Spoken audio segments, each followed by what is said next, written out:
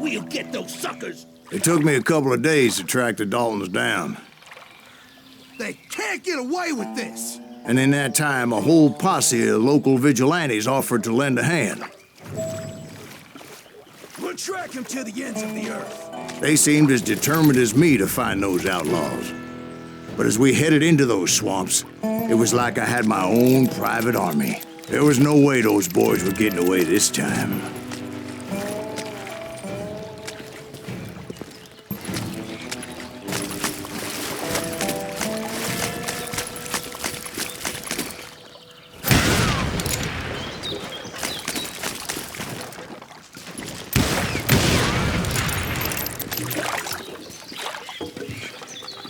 It was early fall, right? Beautiful time of year. At least you had the weather on your side. Not by my recollection. It was damp and foggy as hell. It was tough to stay on a true course, so we kept an eye out for landmarks.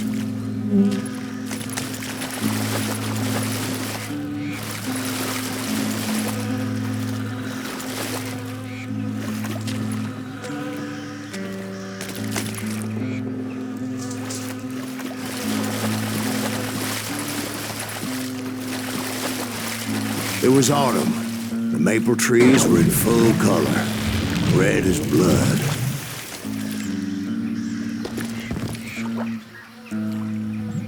The rains that year were torrential, so the whole area was flooded. The vigilantes had spread out wide, and pretty soon I couldn't see anybody.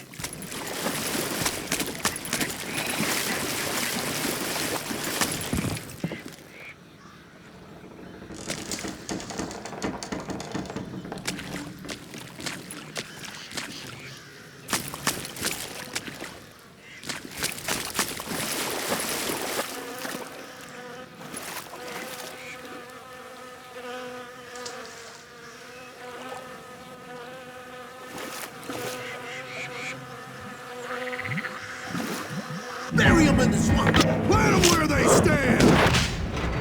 Except for some bitches ahead of me wanting to do me harm. So I had to face them alone. I wondered why my compatriots didn't come running when they heard the shots. I'm ending you!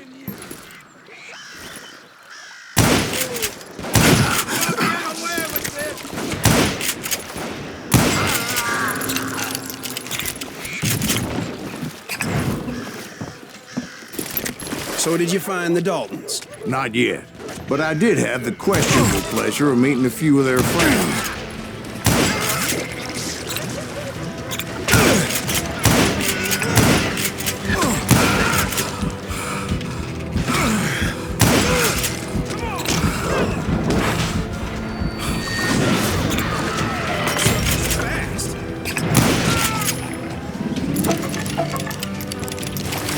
The boys had established quite a reputation by that time, so they attracted all manner of riffraff to their cause.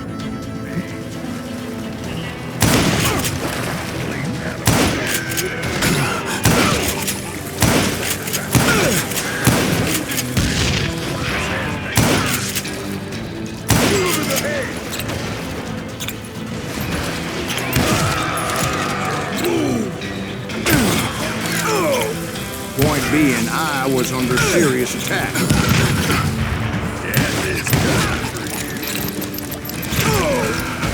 My reinforcements was nowhere to be seen. Bury them in the swamp!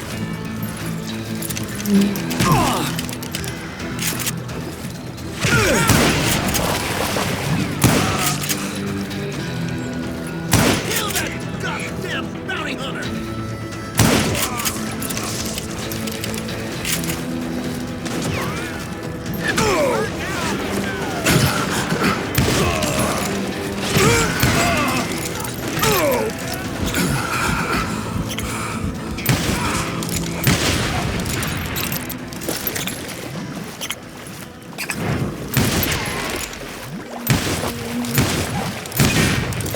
But luckily, a barn materialized as if right before my eyes. I scrambled up top to get a better view.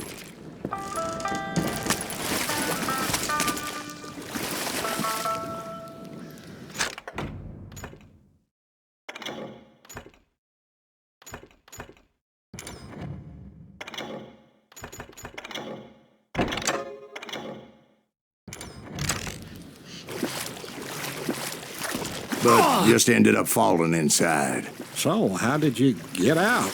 The barn doors was open. About right then, I saw some suspicious characters running for the bushes. Of course, I followed them. But that goddamn swamp was like a goddamn maze, and pretty soon I had no goddamn idea where I was. Steve? So I just started walking, and pretty soon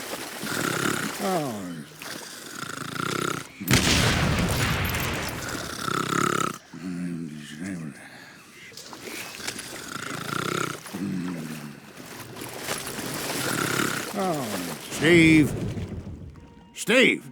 Huh? Oh, no, I'm listening. Indians surrounded me from all sides.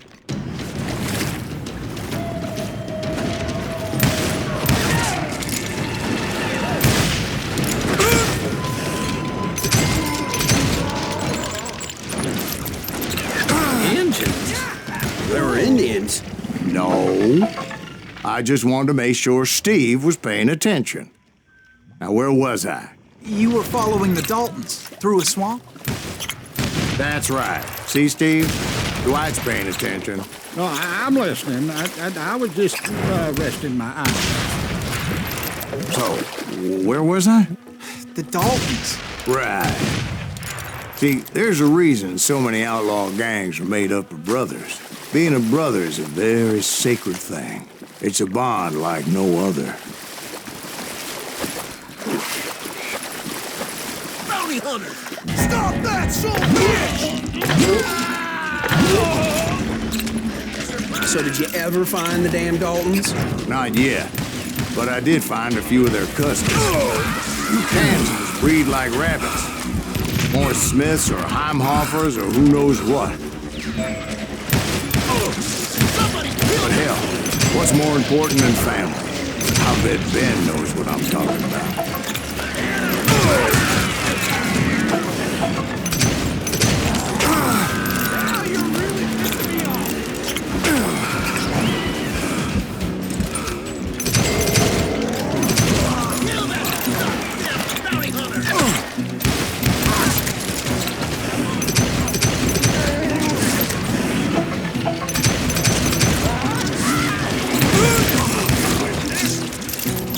You can't get me.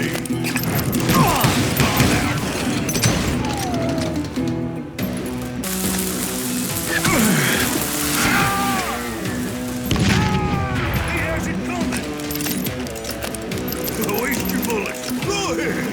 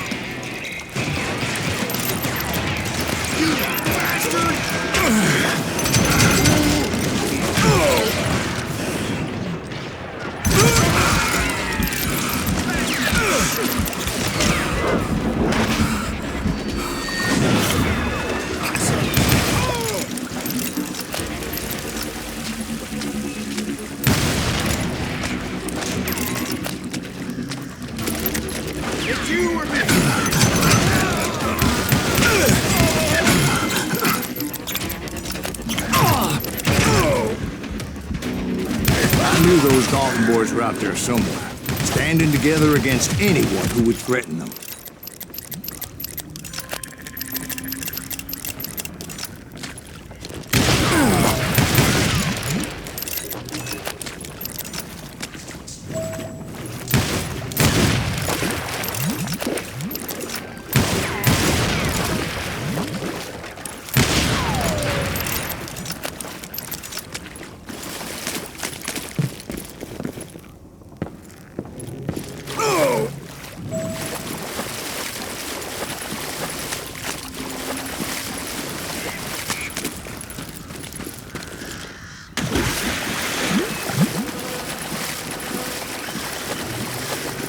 And that's when I saw it. A goddamn steamboat.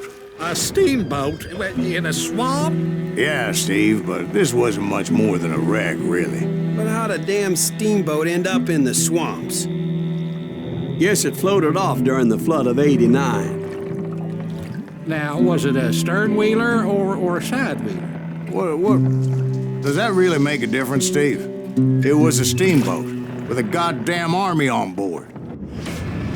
It was then that a fusillade of bullets come raining down from on high. Silas Greaves? And those vigilantes who accompanied me weren't anywhere to be found. But among those men that were shooting at me, I thought I saw some familiar faces.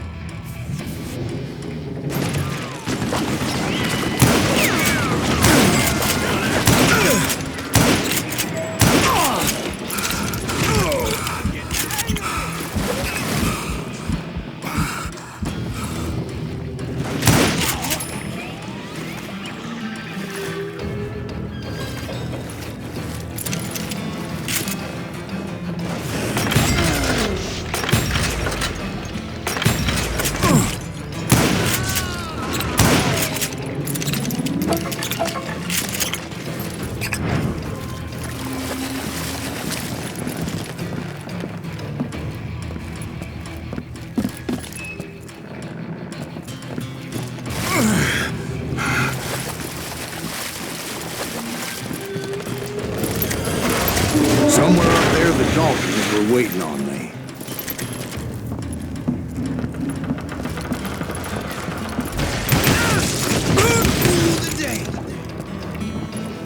Sounds like you don't give up too easy.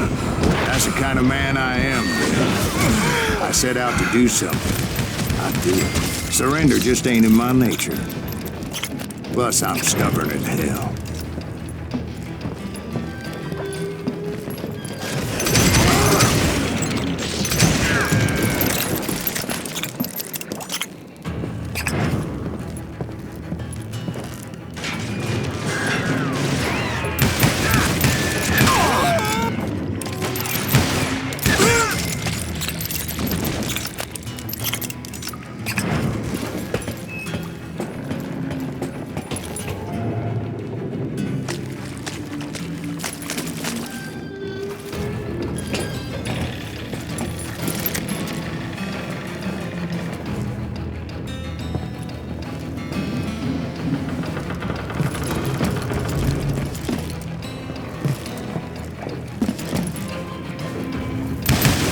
Right about then, much to my relief, the vigilantes finally arrived. Their leader motioned at a cabin in the middle of the top deck, pointing me directly at the Daltons. I finally had them, after months of dogged pursuit. But it turned out that they had me. Take him out! I'm sending you to hell!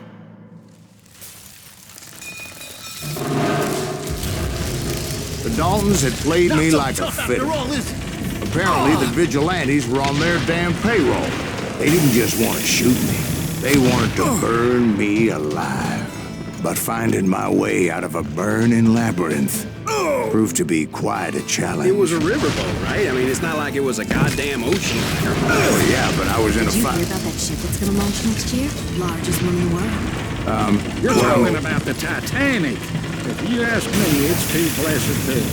I don't think it will even float. So anyway, Don't be stupid, Steve. They know what they're doing. They say that the Titanic is unsinkable. oh God, But getting back to that steamboat, how'd you get off it, Mr. Greaves? I took in a lot of smoke that day, so I admit my recollection might be a bit hazy. But somehow I managed to finally disembark. It was time to settle this once and for all.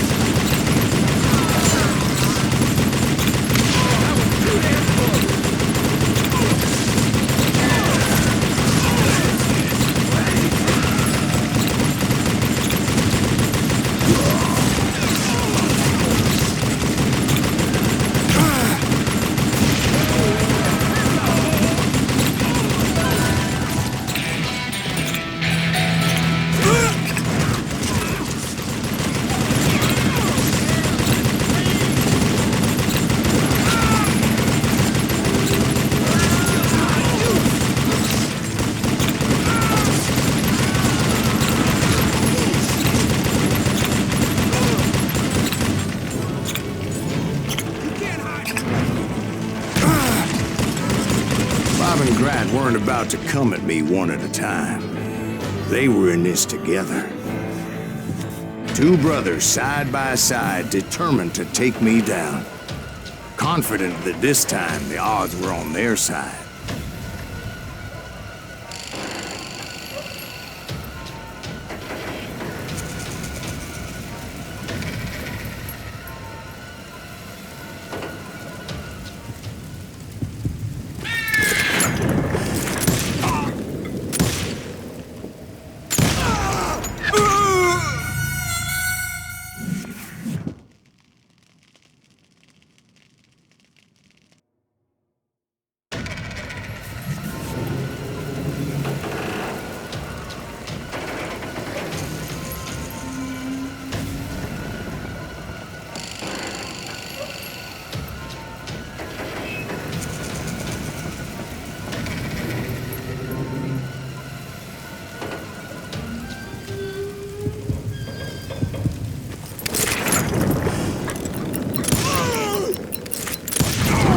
They got it wrong.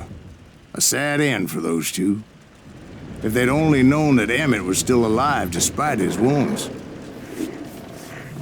Paroled 14 years later, he moved to California and sold real estate and lived off the legend of that fateful day.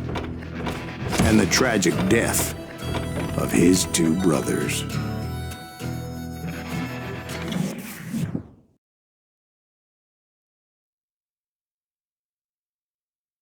My own brothers died tragically as well, truth be told.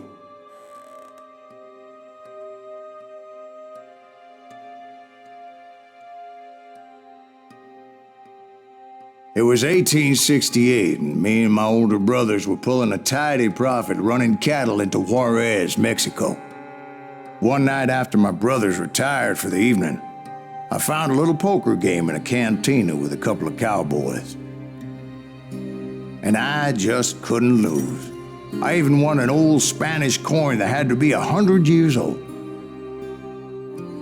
Well, I was mighty pleased with myself the next morning as my brothers and I rode for Texas. But before we crossed the border, those cowboys caught up with us. It was Johnny Ringo, Roscoe Bob Bryant, and another asshole named Jim. They wanted their money back and everything else we had, including our lives, as those boys didn't want us coming for them later. Bob put that old Spanish coin in my mouth and said, "I won't have it said that I left you with nothing, boy." Well, those horses bolted, and there we hung as those bastards rode away. The branch finally snapped under the weight of the three of us, but being my older brothers were bigger and heavier, they were already dead. And right then I swore to myself that I would avenge them. Ringo you know about. But Bob eluded me, until I heard he was riding with the Wild Bunch.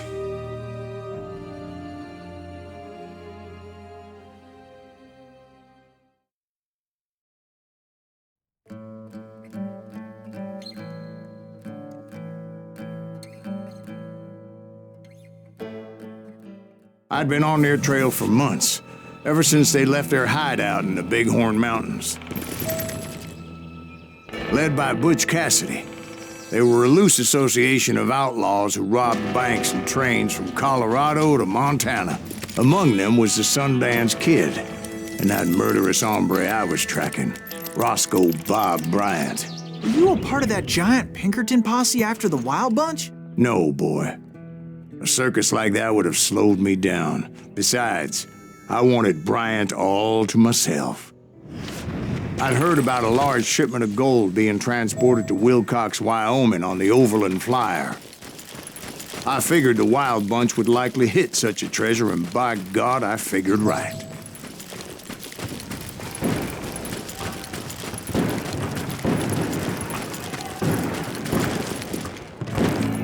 They blew the bridge with the intention of forcing the train to stop.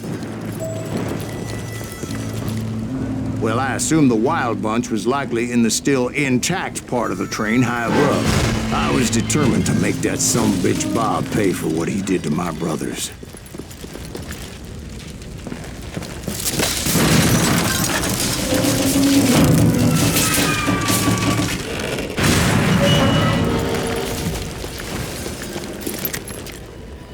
I found the device they used to blow the tracks, so I knew I was headed in the right direction. My ears are still ringing from blowing up that ridge. What'd you say? Well, I made my way off unscathed and came upon a few members of the gang and had no choice but to dispatch them.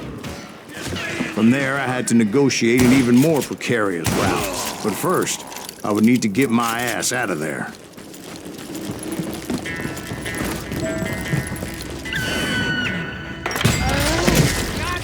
I jumped from the frying pan into the fire as the train was clearly fixing to fall. I had found the gang, but in order to find old Bob, I needed to fight my way forward past a whole passel of desperados. Outside, inside, any way I could, I made my way towards my prey. Well, what about the passengers? It was mostly a freight train, as I recall. There were no passengers aboard that day.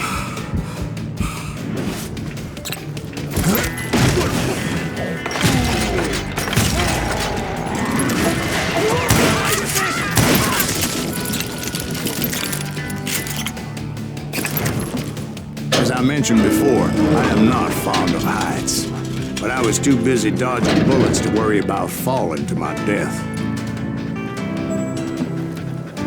Odds were I was likely to die that day anyway, so I was determined to take down as many of those bastards as I could.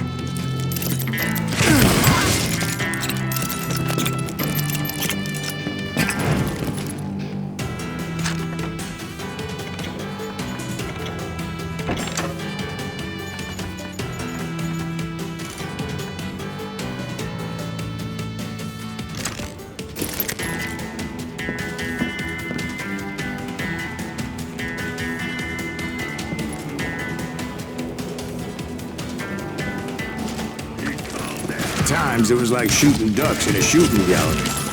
The only difference is these damn ducks shot back.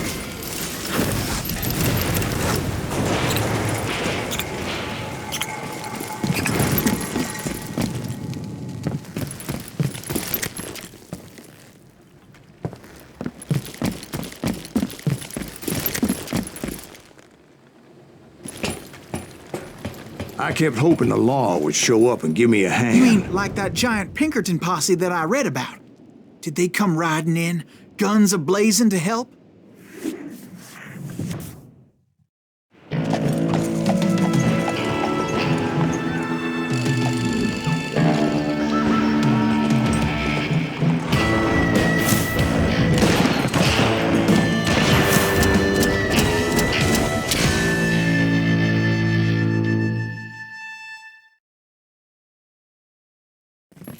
Help? From the Pinkertons? No, son. I had to fight the wild bunch all by my lonesome, as usual. Who the hell is that?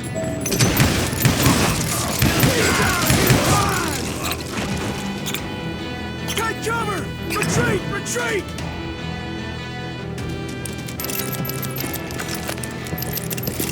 He's killing everybody! Hell's a cover! He'll kill us all! Run!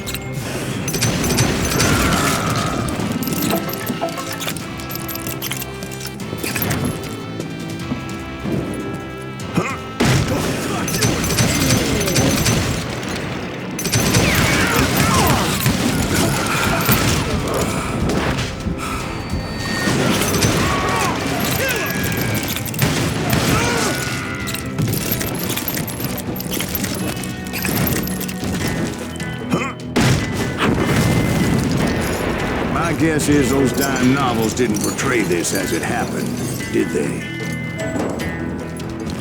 Only a few stragglers were left. I had to cut them down pronto if I was going to stay on old Bob's trail.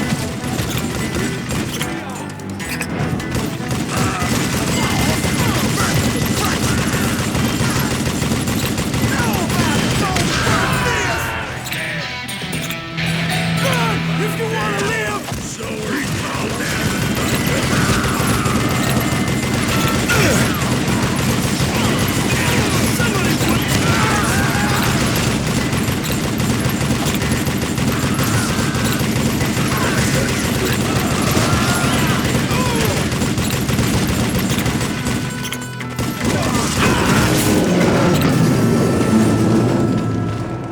Once I silenced all those guns, I went searching for my nemesis, determined to finally have my justice. But the only survivor who welcomed me was George Flat-Nosed Curry. Who was he?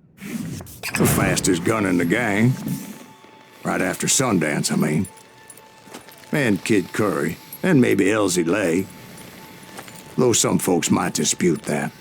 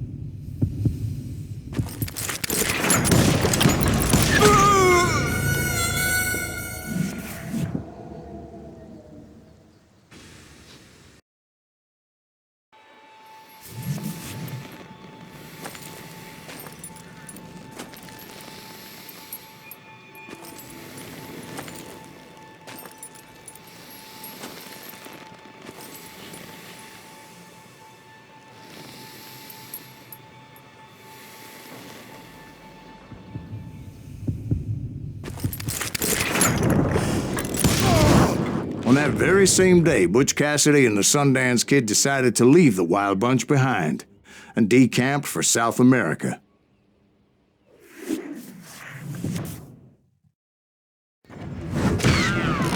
They ended up living down there for many years, but I'm sure you already know all about that.